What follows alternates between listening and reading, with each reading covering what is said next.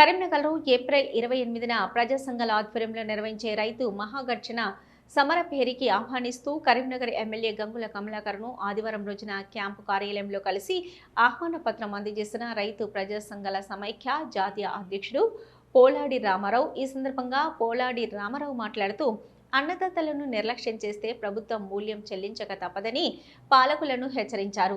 ఆదివారం మహాగర్జన సమరభేరి సభ విజయవంతానికి కరీంనగర్ పట్టణంలో విస్తృతంగా పర్యటిస్తూ వివిధ రాజకీయ పార్టీల మద్దతును కూడగడుతున్నామన్నారు. అన్నదాతలకు ఇచ్చిన హామీలను నెరవేర్చడంలో రాష్ట్ర ప్రభుత్వం ఘోరంగా విఫలమైందని, తక్షణమే ఇచ్చిన హామీలను నెరవేర్చాలని పోలాడి రామారావు డిమాండ్ చేశారు.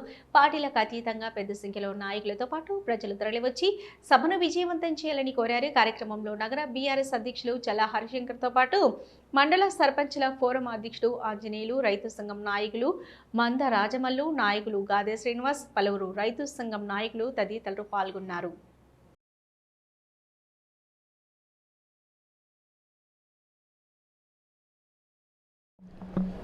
అన్నదాతలకు ఇచ్చిన హామీలు నెరవేర్చడం లోపల రాష్ట్ర ప్రభుత్వం పూర్తిగా విఫలమైంది.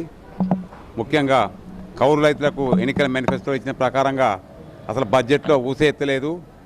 తర్వాత రైతు భరోసా నిధులు కూడా అరకొరగా విడుదల చేస్తున్నారు. గతం లోపల 2 సార్లు ఎగ్గొట్టిరు. ఇప్పుడు కూడా మేము రైతు భరోసా నిధులను కూడా ఏమంటున్నాం అంటే పంట కాలం లోపలనే పంట సాగు సమయం లోపల విడుదల చేయాలని చెప్పి మేము డిమాండ్ చేస్తున్నాం. వ్యవసాయ రంగానికి కూడా తక్కువ నిధులు కేటాయించారు. దీంతో ఈ రైతు భరోసా నిధులతో పాటు మిగతా రంగానికి కూడా అన్యాయం జరిగే అవకాశం ఉంది. అలాగే సన్న వడ్లకు, దొడ్డు వడ్లకు పాటు అన్ని రకాల పంటల ఉత్పత్తులకు కూడా 500 రూపాయల క్వింటాల్కి 500 రూపాయల బోనస్ ఇస్తామని చెప్పి ఈ యొక్క ప్రభుత్వం అంతకుముందున్న ఈ అధికార పార్టీ యొక్క ఎన్నికల మేనిఫెస్టో ఇచ్చారు. కానీ ఒక సన్న వడ్ల రకానికి 500 బోనస్ ఇస్తామంటారు. అది కూడా అరకొరక ఇచ్చారు. ఇప్పటికీ 30% కూడా ఇవ్వలేదు.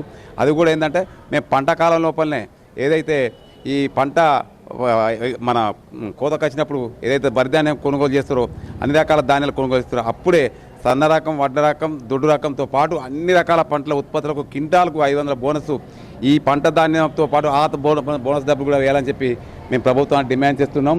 అలాగే రైతులకు గిట్టుబాటు ధర, మద్దతు ధరతో పాటు గిట్టుబాటు ధర అంటే క్వింటాల్కు 3000 రూపాయల చొప్పున ధాన్యం కొనుగోలు చేయాలని చెప్పి మేము డిమాండ్ చేస్తున్నాం.